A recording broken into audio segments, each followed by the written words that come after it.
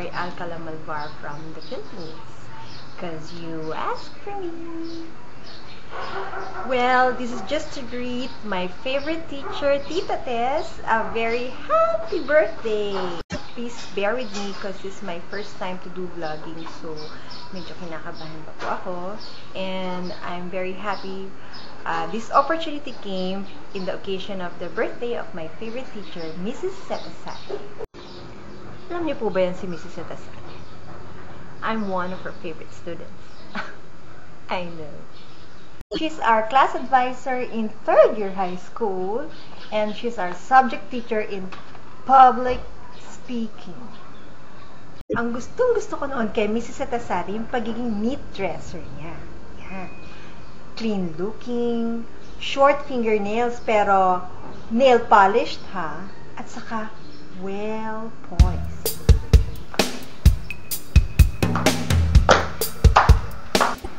Good morning, class. I am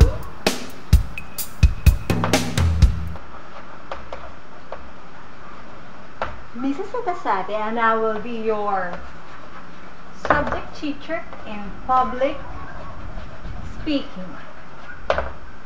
And I will also be your class advisor as well.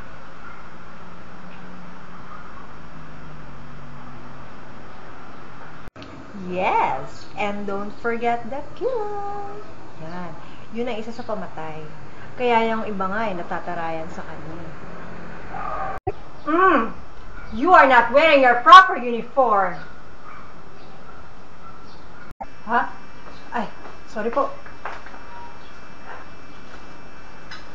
Sorry po, ma'am.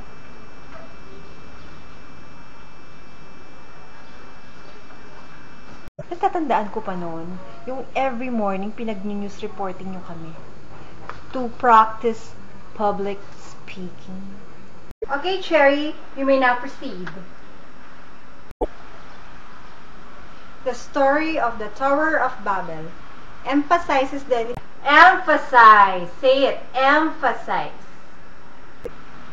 Emphasizes the need for men to have a common language so they can understand one another.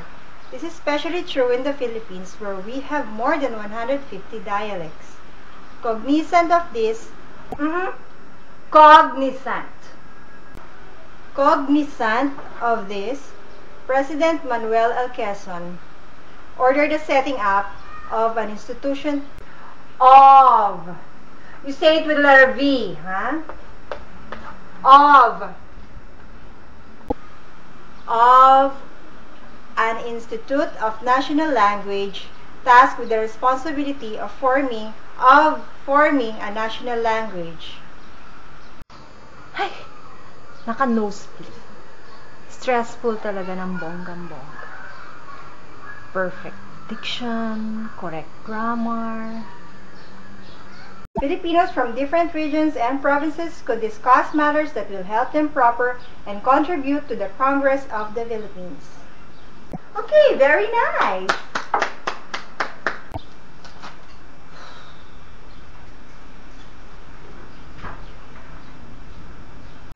And I know merong isang sweating student among 3rd year during recitation. Hindi ko lang matandaan ang pangalan.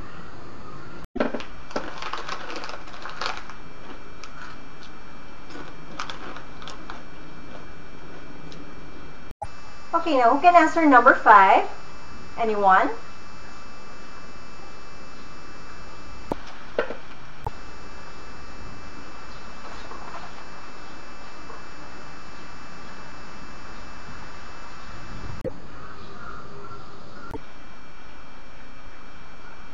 Ay, naku, I forgot. And wait, there's more. Declamation contest. Alms, alms, alms. Spare me your piece of bread. Spare me your mercy. I am a child, so young, so thin, and so rugged.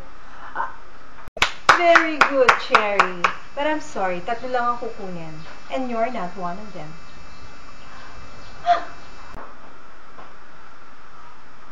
Well, anyway, yung siguro naging practice ground ko na lang or stepping stone, kumbaga. Kasi afterwards, nag-join ako sa theater, nagkaroon ako ng mga independent films, TV commercials. So, thanks for all the lessons learned, and I'm happy to have someone to share the same birthday.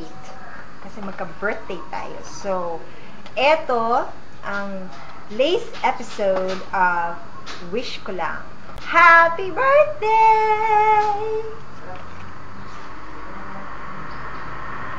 Blow your candles! Wishing you good health and happiness forever. Happy birthday!